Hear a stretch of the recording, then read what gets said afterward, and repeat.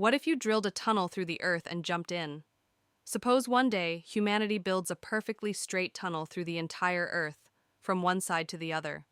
Forget about molten magma, insane temperatures, and the fact that our drills melt before even scratching the crust. Let's imagine the tunnel is magically reinforced, perfectly straight, and somehow air conditioned. Now you decide to jump in. What happens? The fall begins. At first, it feels just like any ordinary fall. Gravity pulls you downward, and you start accelerating. Within a few seconds, you're going faster than any skydiver has ever dreamed of. After about a minute, you're already moving hundreds of meters per second. Forget parachutes. They would catch fire instantly from the air resistance. But here comes the first twist. As you fall deeper, gravity doesn't stay the same. At the surface, Earth's entire mass pulls you down, but the deeper you go, the more mass is above your head, and the less is beneath your feet. According to the shell theorem, the mass above you cancels out. In other words, the closer you get to Earth's center, the weaker gravity becomes. At the exact center of Earth, gravity would be zero. No pulling up, no pulling down. Just eerie weightlessness in a very warm, very weird hole.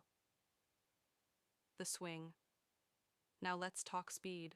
If there were no air resistance, you'd fall for about 21 minutes, reaching a maximum velocity of over 28,000 kilometers per hour. Basically orbital speed. You'd shoot through the center, keep going upward on the other side, and emerge after about 42 minutes in total. Congratulations, you've just invented the most terrifying roller coaster in the universe. But reality has other plans. Of course, our tunnel isn't a vacuum. There's air inside, and air is annoying. As you fall, friction with the atmosphere heats you up and slows you down. Very quickly, you stop accelerating and instead reach something called terminal velocity. But in this tunnel, terminal velocity is thousands of kilometers per hour. Your body, the air, and the tunnel walls all heat up. Soon the tunnel feels less like a cool science experiment and more like a really bad sauna. Instead of oscillating endlessly like a perfect pendulum, you'll gradually lose energy. Each swing will take you less high than before. After a few hours, you'd come to a very disappointing stop, stuck at the very center of Earth. Forever weightless, but also roasted by surrounding heat. Not exactly a tourist attraction. What about making it fun? Let's make it better.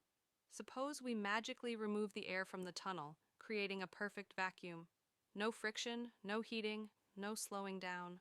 Now your 42-minute trip works exactly like a pendulum. You jump in New York and pop out in Sydney less than an hour later, ready for a coffee.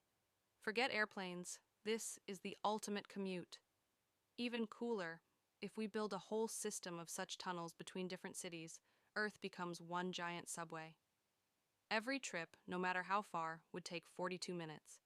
Paris to Tokyo, 42 minutes. Buenos Aires to Cairo, 42 minutes. Your boss can never again say, "Sorry, traffic." But wait, there's still one tiny, slightly fatal problem. Remember, as you accelerate toward orbital speed, the air you're pushing aside would compress and heat up. Unless we invent magical heat-resistant suits, you'd be incinerated halfway down. And if the tunnel is a vacuum, well, you'd suffocate long before you arrive.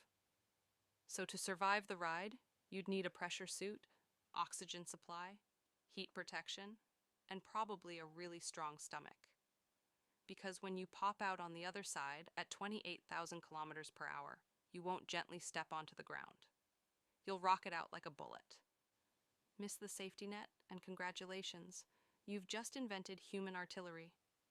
Final thought. So, what would really happen if you drilled a tunnel through Earth and jumped in? Without air, a 42-minute thrill ride across the planet. With air, you'd slow down and get stuck at the center, slowly cooking. With real physics, you'd never survive the drilling, the heat, or the pressure. But hey, if anyone ever builds the Earth Tunnel subway, book me a round-trip ticket. I've always wanted to grab lunch in Tokyo and still make it home in time for dinner.